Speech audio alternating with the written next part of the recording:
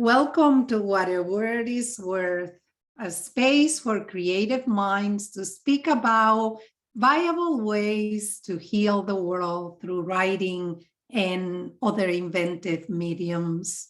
This is your host, Marianela Medrano, founder of Palabra Training Center, where we give words as medicine. And my guest today is someone who has looked into words very closely.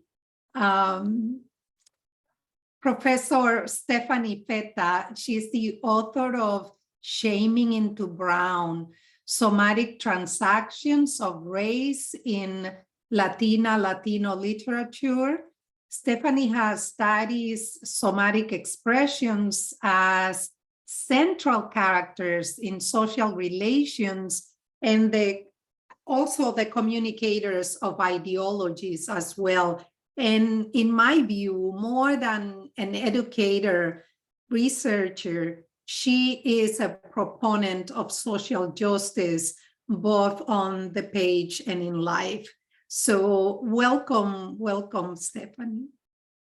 Oh, thank you so much. What a wonderful introduction. I feel really honored. I really love your show. I've had the good fortune of time to listen to several podcasts, and I feel lucky to be part of this and honored. I'm really happy that what I've written has inspired you to include me in this wonderful list of people that you have on your show. So thank you so much. Yes, no, Stephanie, this book is so not only a necessary one, but really an innovative approach. I don't think I have seen what you have done here. I've seen many people do. So let's see how much we can dig into your work.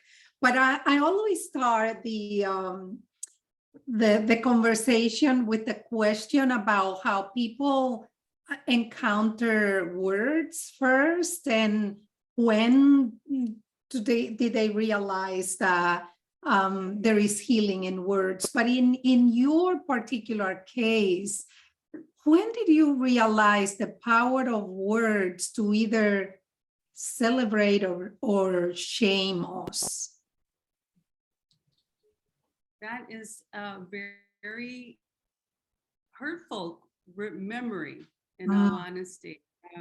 As I went about writing the book and just over the course of my life, I have asked people similar questions around shame and race. And like me, they have often, here's my dog, by the way. Good.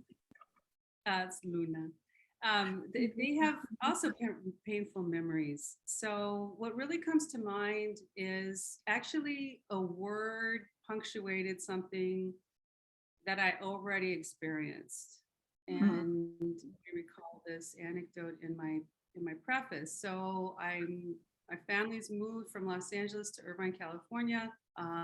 It's at that time, really inexpensive housing, unlike now. And it's filled with mostly white people. And so it's me and a couple of other neighbor kids, literally like 3 families that are of color. And my father's white, and my name is not Latino necessarily. And so, it's not, I wasn't until this moment I'm about to describe that I really felt that what would come later when we talk about passing and other kinds of accommodations, how there really are none in a certain sense. Not very often. So in any event, my best friend is this young woman named, or at the time, young girl, Rebecca, and she and I are just besties, and we spend all our time together with a couple other girls. And Rebecca has just moved to the area from Austin, Texas. And one day she and our friends were separated from me, and they were walking ahead, and they wouldn't let me catch up with them. And I got this really terrible feeling of rejection, and I felt afraid. All of a sudden we had this really close connection. All of a sudden it was being challenged in a way. And I looked at Rebecca's back, and I could just see the hostility and sort of the Mhm. entrenched nature of a position that she had taken that was definitely not about being closer to me. And it's what I would later call in my book, social foreclosure. Yes. So I run up to her and I say, what's the matter? Why don't you walk with me? And she turns to me and tells me, because I'm a dirty Mexican. And I can feel it now, my somas I talk about, I've got goosebumps. Frankly, it's kind of embarrassing so many years later, but I can feel a little wetness in the eyes.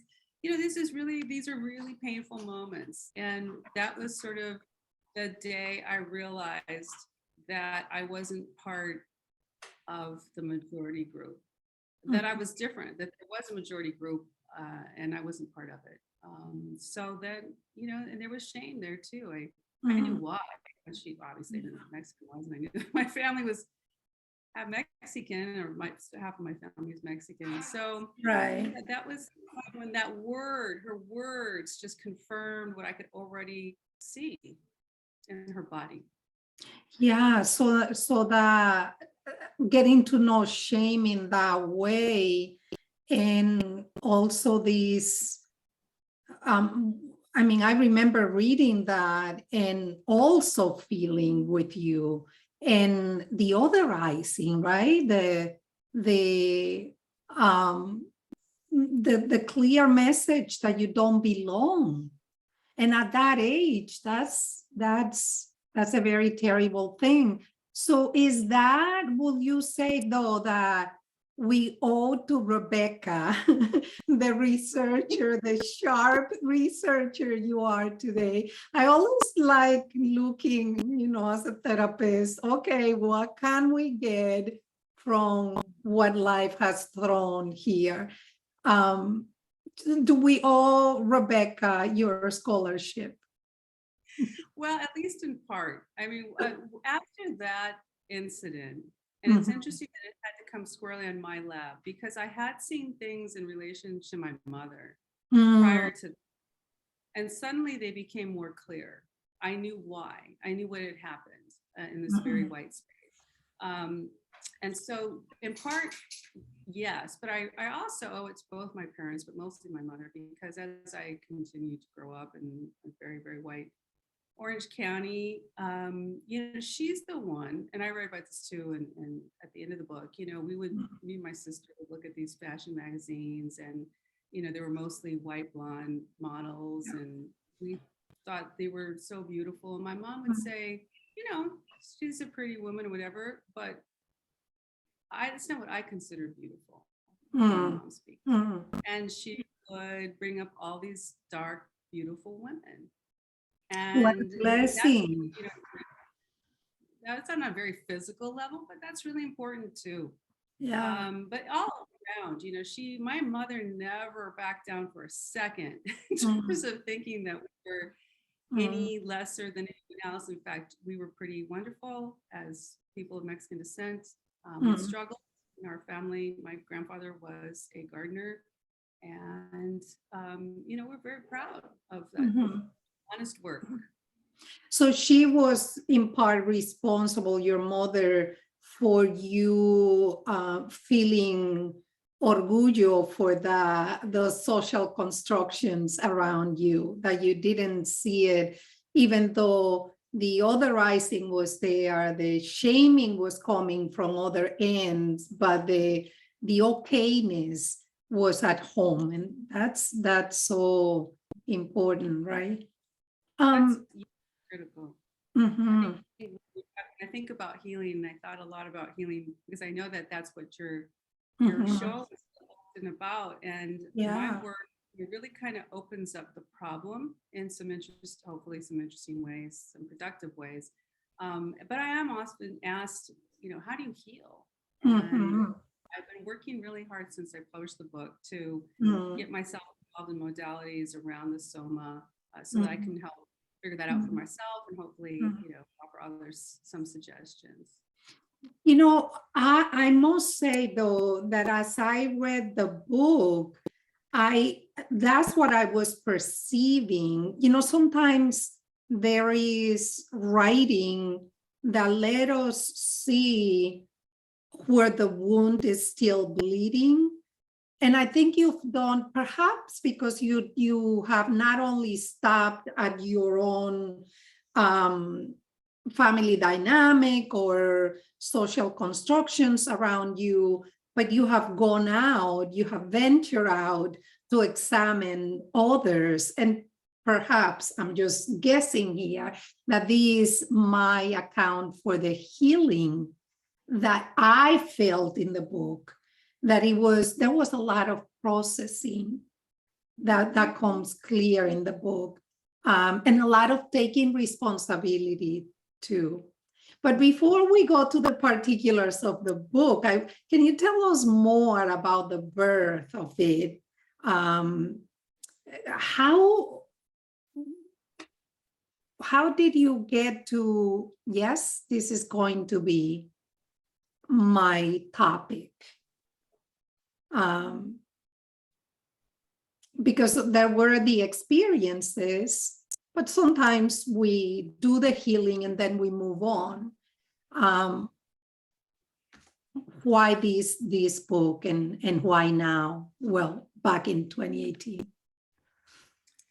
So as a student of, at the time, what was called Chicano, Latina, Latino, but we call it Chicanx, Latinx literature, I was really struck by texts, for example, Heroes and Saints by Sri Moraga, Alejandro Morales' The Ragdoll Plagues, Oscar Zeta Costa's Aardvark for Brown Buffalo, and there's others. I was really surprised by the way that characters were drawn. And there seemed to be an incredible focus on different kinds of bodies. In the case of Heroes and Saints, the protagonist is a head that's being pushed around on what Shri calls a raite, or like a little cart. And she's just a head. And she's not just a head, she's like this full, wonderful human being, but physically she's a head. In Ragdoll Plagues, you have people who are mangled and maimed by disease, for example, at least in one part of the book. And it's really explicit in terms of the details of the suffering and the blisters popping and bodies exploding, and it's a bit overwhelming. And then, of course, Oscar Zeta Costa writes about his own body, which are in my book, and it's bloated, and he feels himself very effeminate. He's so dark, and there's this preponderance of not only his own disgust with how he looks, but how he feels internally. And that's another level of this whole issue. And I was really surprised. These are not everyday kinds of styles, to write in or to read about, even in, various kinds of literatures. So I thought, why is this, why? And of course, that led me to really appreciate the role of the body in this literature. Obviously, we are racialized and assigned genders according to society. We're forced into heteronormativity, among other things, and we're class.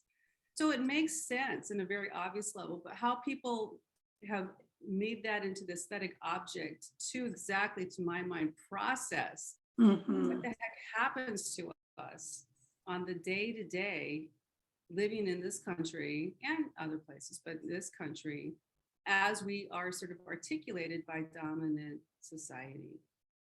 So that started me out, and I got to shame. So shame was the first thing I noticed, and there would be these, descriptions of characters feeling ashamed, and it was generally around a Rebecca kind of a scene where, a person is just a person going about their business, and they have this interaction usually from someone from the dominant culture, but not necessarily. And it's at that time when a person goes through what I call the steps in a scene of racialization and is forcibly through the body, has to come to know themselves as not part of the dominant group, or the group let's just say leave it at the dominant group. Yeah. Very painful. So shame. So neither one of these, shame was not something at the time that I thought, I don't know, it was a time when, brown is beautiful. And we need to remind ourselves of that, every day. And it's wonderful to have so many famous brown, beautiful people and Black, beautiful people that have really taken over the national, international sort of stage in terms of talent and attractiveness and whatnot. But at that time, that wasn't necessarily the case. People were exoticized, you know, when there was a person, you know, a few people, but they were considered exotic and whatnot. The extremes. Yeah. So to think about presenting shame, you know, was a little daunting, but I just felt it had to be done. And it was more, you know, we have to look into those dark places for what I said earlier. So that kind of started me out. And from there, so in other modalities, body modalities. Right. And I built an argument from there. So what I'm thinking is that there is this knowledge that was already there. I mean, as Van der Kolk points out, the body keeps the score. So that scene that you gave us of you and Rebecca, you know, that was registered in there. And then do you think that made it easier then for the eye to kind of track these different things, because your particular study has been in the racialized body in Latinx literature and the embodiment of shame. What other names for the listeners who are curious? I mean, you mentioned a few names already, but if we were to look, let's say 2022, are there new books that you can point to how these racialized body shame is very clear this year? I know that's not your job here, but I'm just curious. Well, no, I thank you for the question. It really hasn't stopped. I mean, to the degree of stylizations of bodies, I think it continues to be not necessarily super common. Although another name comes to mind, but also sort of from the 90s at that point. Migdalia Cruz's play Fur is another one where it's a suit woman and that's the protagonist. But to your question, yes, Carmen Maria Machado, she's writing some really interesting, the body and now I hope you can erase some of this stuff and skip over it because I don't want to get into the name and other body part. No, and other stories, I think it's called. So there, anyways, Carmen is doing some really interesting work. It very much traces the body also through her latest book. And there are several others, a couple of whom I'm actually teaching this semester. You have to ask me these things. I will. How about I get back to you? And I mean, if we go, I'm thinking we can go back and you know the work of Gloria Ansaldúa. There is a lot to find there, right? And she explicitly looked at those things. I'm thinking, you know, in Dominican literature, I'm thinking some of the books, and you touch on this of Junot Diaz and how masculinity, which is another portion that you touch on, is showing in how the body, the male body appears. But I'm also thinking Anesi Baez also is one. Again, these are not new. The reason I was asking you is because I don't know who in 2022 is giving us these angles, but I looked them up really quick just so I could say their names correctly because I didn't want to say them incorrectly. So Erica Sanchez, who writes I'm Not Your Mexican Daughter and Crying in the Bathroom Mirror, I believe it's called. Those both of them have a heavy reliance on that, so what I call somatic body or the soma. Yeah. And it is Carmen Maria Machado's book, and I think I actually got the title right. Her Body and Other Parties is the name, but also in the Dream House. And there's a poetry that's coming out. There has been, there's been maybe even a through line. You know, it's been a through line throughout these different decades, and it's no less true today. Yesca Salgado in Los Angeles, very much body-centered. And when I say body-centered, I really mean soma, and I'm hoping that we can enter into that. Yes. Yeah, let's go a little into that, because you write about guilt as an emotional method that has been used for compelling people into conformity. And you said in the United States, I will expand it, right? But then you make the argument that in Latinx literature, we find that it's not guilt, but shame, what has been used to subjugate individuals, racialized as Black or brown. So say more about these somatic trackings that you do when you are reading a book. Like, how do you, what are the things that, the elements that you're looking for in a book that will say, yep, my thesis, my theory is here? I don't know if it's too broad of a question, but do the best you can with it. I will. It's making me want to go pull some books from my shelves. I don't know that I look. I think I just started paying close attention to how I felt, and I stopped diminishing what I was physically feeling. So if I felt ashamed when the scene of racialization happens to Oscar Zeta Acosta in his autobiography, like you felt, read my Rebecca scene. I think at first I don't totally remember, but I'm sure I kind of winced. Like, I felt compassion, but I didn't want to identify as that person, but I have been, and I am that person. Yeah. So it's not that I look for it. I think that's part of the beauty of Latinx and Chicanx literature. Just sort of, you were there. You were. There's this aesthetic, I argue, that's very driven by the soma, and because of that, there's such an immediacy, and it's so honest. You can't fake the soma. Try as you might. You might, for a moment or a little bit, but you can't sustain it. And we're trained not to pay attention to each other's soma. But and we're supposed to believe people's words. But when you're reading a book, there it is. They're distilling your attention. They're giving you piecemeal. Sure, you can read through a passage really quick, or, I don't know, be half reading and paying attention. Whatever you're doing, you cannot give it your full attention, but you kind of do. And when you feel yourself being grabbed and pulled in, you're there. Now, I don't know about other pictures. Sometimes I do read other books outside my area, but obviously I haven't paid as close of attention, but I wonder if when we're grabbed, how many times it isn't because the soma's been written about.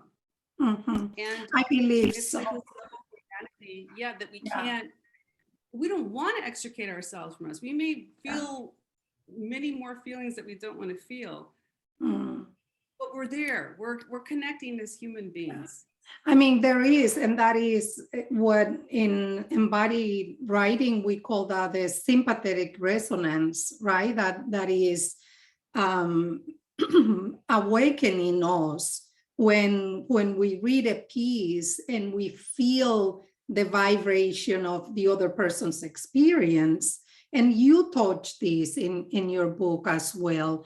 One point that got my attention, that you said shaming is not only happening or perpetrated by white people, but that there is inter and intra-racial shaming as well. And I think it's so important. That's why I truly, I'm not trying to be cute when I say that your book is a necessary one, because that's one aspect that is so important to recognize. I'm thinking about the problem of colorism in the Caribbean and among Latinx people here in the USA. And so going back, right, to my childhood, the idea of otherizing through mockery was so common. I heard things that I can't even repeat, right? about other people. Specifically in my island, it was mockery of Haitians, of Chinese, of Japanese people. Those were the most common immigrants in that went to the island. But one thing also that gets my attention is that we also have a large Jewish community in the Cibao area of the country, but they are rarely touched by crude jokes. In my perception, it has a lot to do with them being of white complexion. Because, again, the issue of colorism as that right, and intra is both in our society. So, you know, some historians have said that Trujillo, the person in power then, brought a lot of Jewish people to the Dominican Republic to whiten, to improve the race, right? So all those things are threaded and impact how we see the other and how we perpetrate shaming. You know, if someone is other than non-white. So I was so taken and so happy to see that you went there.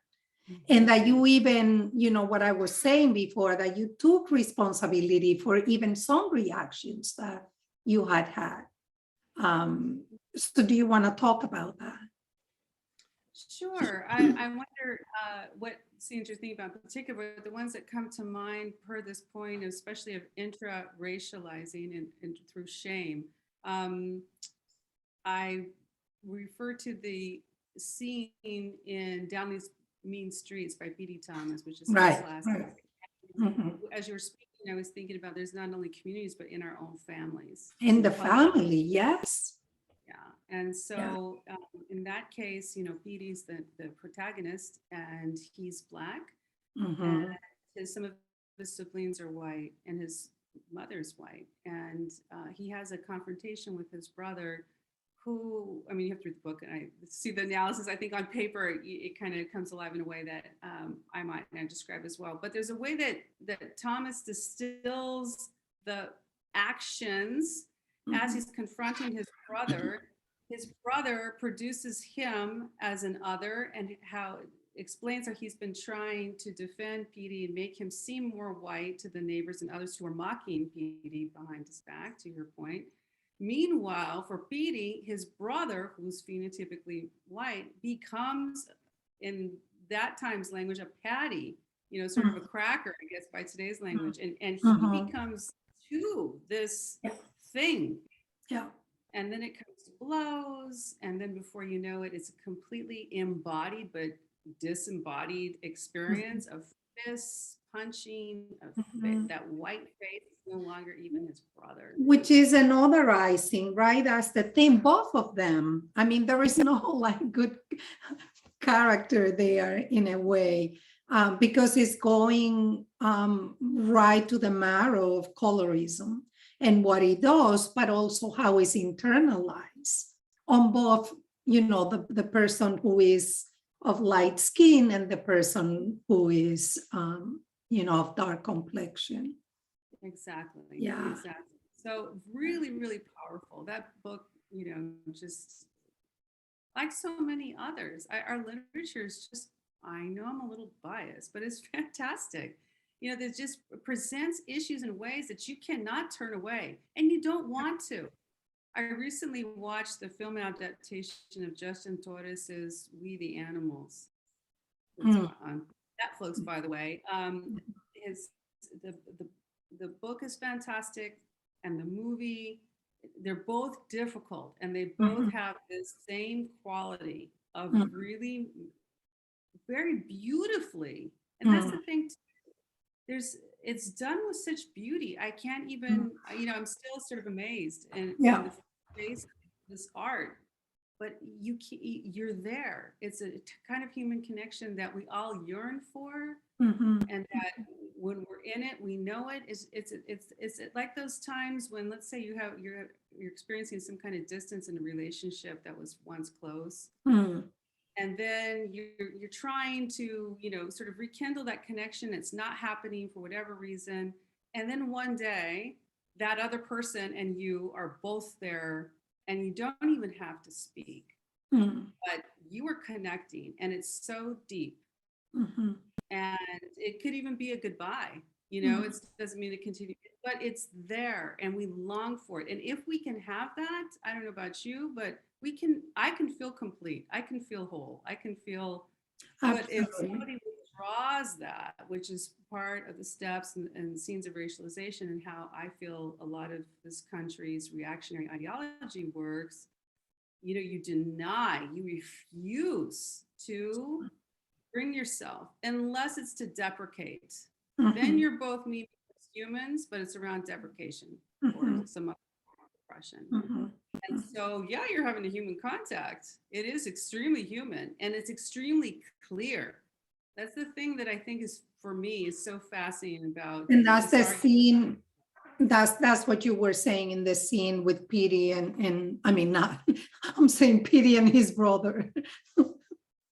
Well, actually, I was thinking, I mean, there's so many scenes. Mhm. I brought up in the book the Sandra Bland Mhm. death. Mhm. Right. And I think Right. it's a perfect example. To Mhm. me, that situation sort Mhm. of explains why assimilation at least won't protect you. You Mhm. know, God Mhm. forbid you show up like a human being and act like Mhm. a regular range of emotions. Mhm. You can pay with your life, and we Mhm. know that's happening. You know, probably almost daily in this country, if Mhm. not daily. Um, Yeah. so Yeah. You said something about, staying with the color issue, the colorism, that you're saying in your book, you said, considering some people brown is a capitalist ethic that attempts to manage groups through socially toxic and racist protocols. So, and you were linking that to Munoz's work, but can you say more in the context of what we're saying? Like, can you think of examples? Maybe what you just said, but it's there. I'm trying to extract more out of you. let's see what I can do. Um, well, certainly. So, as we know, brown is a social fiction, as is black, as is white. Right. These are all And made up equal, categories, as is race. as is race entirely. So, we know Yeah. that these are social fictions, and yet we all know the consequences, especially if you're on the wrong side of those constructions.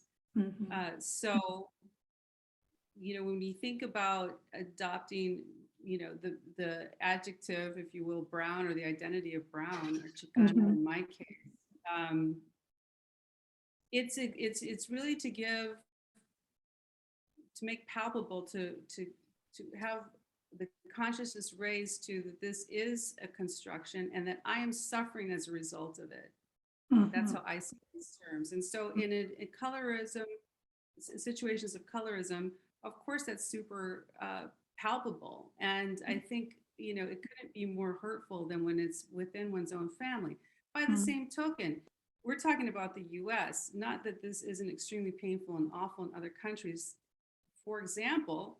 But there's also more, from what people tell me, because I'm not from those countries, so I can't say, but from what people tell me, and I've seen, Mhm. and suppose I've understood, there's a more affection and love possible too. There's Mhm. not the same degree necessarily of complete social foreclosure necessarily, not in all instances, and not necessarily in family.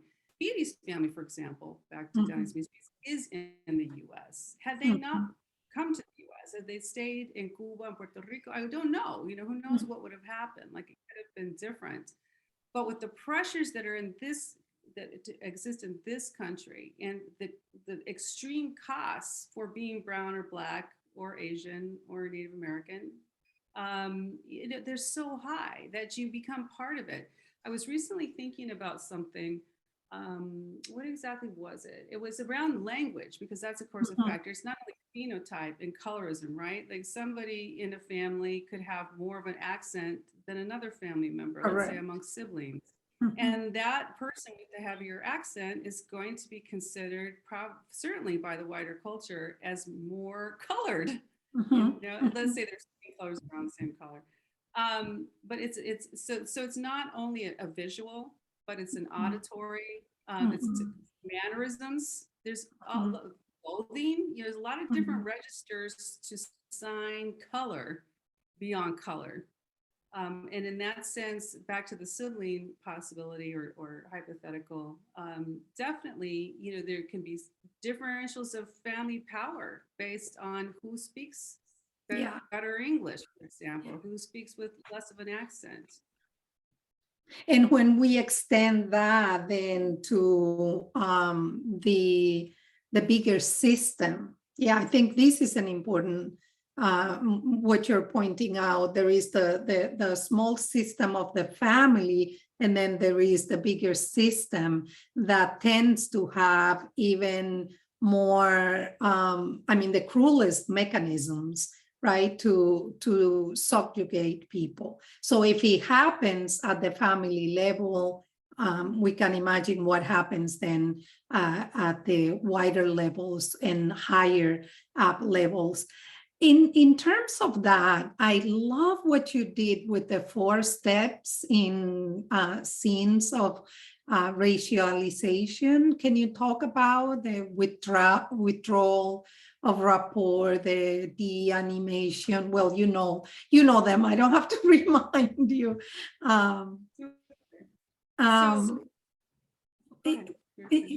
You know, when I came upon that, I was like, hospitals, schools, so many institutions can benefit from adopting these lens and way of looking. So just tell the audience what you did with the 4 steps and what you're offering.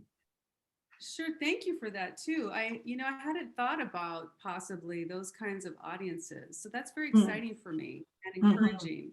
You know, I don't know why I felt a little, I guess, sad that I haven't had things to offer people. You know, my students, other my people goodness, Stephanie, I'm not kidding. Your book is really a beautiful guide. It's beautiful. And when I saw that, I was like, this is easy, digestible. She should be talking to hospitals, schools, and any place where people are at risk of marginalization. Well, I love that. Thank you so much. And now the wheels are turning a little bit too, in terms of, I can imagine those folks too saying, well, what do I do if I find myself doing these things? You know, that's where I'm going. That's where my body, the ideology has infiltrated my body, which is part of my argument. And what am I going to do now? You know, I can't, I'm totally activated. But back to these scenes. So, for example, you know, I use the innocuous event when somebody asks you, you know, you're talking with someone as a person of color, and you're talking with a majority person. And so you're talking, and it seems like there's some rapport, you're enjoying the conversation. And then all of a sudden, the person kind of looks at you and they kind of get a little tense. You can kind of see it in the face and the neck. And they may even, all of a sudden, what seemed like an authentic smile can become kind of plastered. You can kind of see it. And say, oh, where are you from? And that is the part, you know, that's entering into the steps of racialization, where all of a sudden there's some withdrawal from you as a peer, as another in-group member, and there's suspicion about who you are, because already they've already decided you're not part of them. And now they want to confirm it. So there comes the question, which is presented as if, what did you have for dinner last night? Like, this is not supposed to be a loaded question. And you say what you say, and some people, will say things, well, I'm from the planet Earth, they'll answer whatever they say.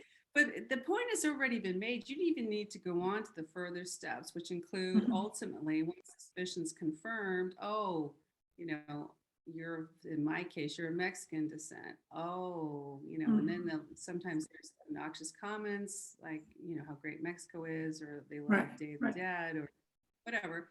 But then comes the social foreclosure. So once it's been confirmed, say that I'm of Mexican descent, then I'm clearly no longer an in-group member, and that person may not have use for me now. I really don't know what's going on inside their heads, but what I do know is they may not be interested in talking with me anymore. And if they do continue talking with me, it's no longer as peer-to-peer. Now it's them talking and listening to me as if I'm an informant, a source of entertainment, or I'm of use. I feel like I have a use value. I'm no longer a potential intimate, or, not in the conversational intimate. Well, it's an invisible wall that goes up. And exactly. And the way is because generally the soma, so this expressive body, all of a sudden acquires this little, sometimes very subtle tenseness to it. You can just tell it's fake. And suddenly, like you and I are talking right now, and even though it's over a screen, I feel really engaged with you. But as I'm imagining it in my head, I can start, I no longer am talking with you and looking at you. I'm looking at you. I speak and I am listening to you to see how you are going to serve me and what I'm going to do with the information you're telling me. And it may be I'm not going to do anything. Maybe I'm even enjoying the conversation. But it's no longer a peer-to-peer connection. And it's mostly notable, almost sometimes exclusively noticeable through the soma. And you know it and I know it when it happens. Yeah. And how are you supposed to address that? What do you say? Oh, you all of a sudden you phony? I don't know what you say. But it's there. I don't know. For me, it's like a little ping, it's like, well, there it went, I'm not going to have this. And that's what I'm saying. This is why the conversation is so important, because, and, to a certain extent, Resmaa Menakem in his book, My Grandmother's Hands, that he talks about the blue bodies, the black bodies, and the white bodies. And one of the things that I like about his work is his proposal of us understanding perspective, right? And I mean, I'm not suggesting that we have to go and take care of whoever is otherizing us, but that there is a context in which we can put that, so that we know how to come back to our body. And maybe this is the therapist in me that's talking, but there has to be that coming back to the body to know then where our responses are and how, because it is a form, whether we like it or not, there is a sympathetic resonance. I know you don't call it like that, but there is a reading of bodies. I think you put it as a mirroring. I forget how but the mirroring that's happening there, and that we all can benefit. And this is where I see your work being important. I'm imagining you talking to the different entities and calling people's attention to these somatic responses, that should we become aware of them, then we will do less damage. Something that I get a lot. Oh, I hear a sweet accent. No, my accent is not sweet. In fact, it's very difficult to speak sometimes. It hurts here. That's so powerful. Just those words right there. I mean, gosh, I wonder, to your point, like, what do we do? I mean, I wonder, Have you ever said that to someone in response? Well, actually, I have my ways to saying that. I have ways, but my point is that as years go by and I grow gray, my attention is to my body, to protecting, to taking care, to centering myself. As a young person, yes, I was very animated and I will come back with something, but that takes a lot of energy, right? So the somatic awareness I propose is more, let's see what's happening in this reality. What is the part of me that's being activated, and how do I bring some soothing, and how do I go back to calmness and centeredness? And then I can action from that. Before it was like, very rapid response. Yeah, no, I can definitely relate. And I know, at least for myself, one thing that I'm doing recently is actually saying some of those physical realities as I'm experiencing them for the same reasons. Like, if they're not, it's a person can't help, would have to work pretty hard to reject them. You know, it's my body's truth. Right. And so I can say, and I sometimes say, wow, you know, I suddenly feel so awkward. I'm not sure why. Maybe it was, I think it was when you asked me and then where I'm from, and you know, California wasn't enough. And it felt like you wanted to know something more about my racial heritage. And it made me, and I suddenly felt my body feeling a little bit threatened. And I mean, it's a demarcation, right? It's the creation of a border right there, right? Like, here is where you end and here is where I belong, and where are you? You know, who are you? Where are you from? Yeah. Exactly. All of a sudden there's a separation because, to your point, sympathetic resonance, I call it somatic resonance, and it's based on mirror neurons, right? We're imitating each other. We're responding constantly to the other's bodily feedback and verbal. But even in verbal, it's a lot about tone and gesture, and also words. But if it actually, I would, and this is off the cuff, but I would imagine that if there isn't tone and gesture that's imitative, then it doesn't feel like an imitation. It doesn't necessarily pull you in the same way as when your child or your significant other all of a sudden says something that you say. And sometimes I find it really sweet, you know, when I hear them. I feel appreciated. I feel really connected with. But back to your point, I mean, about somatic resonance, you know, part of the issue is that we're not separate. I mean, we're literally not separate ever. Like, we're always in this. And for everything that we do, to your point, and I really like what you had to say, because one of the things that shaming does, it pulls you out from your center and your sense of who you are. It beats you up, and then it asks you to stuff yourself down. Correct. Right. So that's a lot. That's, you know, it's you know, I'm not surprised by the poor health outcomes in our communities. This is a critical form of stress that a lot of us are undergoing, oftentimes daily, and as well, women. the implication is that we have to make ourselves small so we don't occupy all the space that is not our space. So that's where your work comes in handy, to help institutions kind of teach this. I hope you will do that. It's beautiful what you've done in terms of you know, understanding the Latinx literature and that angle.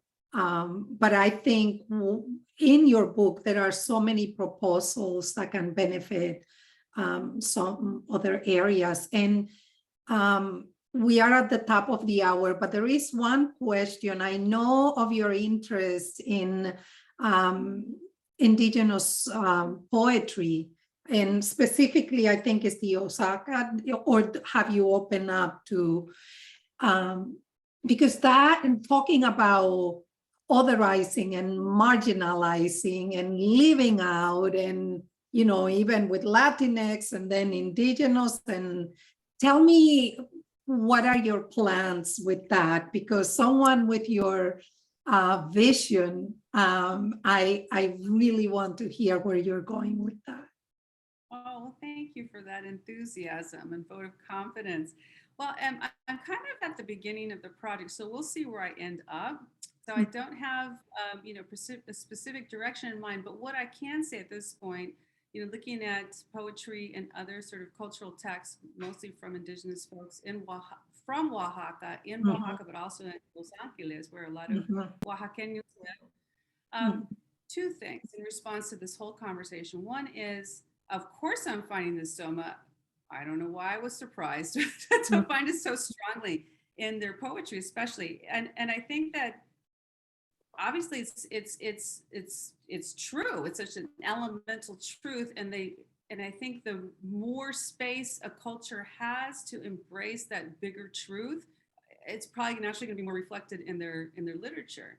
In contrast to sort of a Western model where, this is supposed to talk and mitigate everything. And sure, I can talk about love and maybe my heart's beating, which is somatic, but it's not going to live there. It's not going to live there.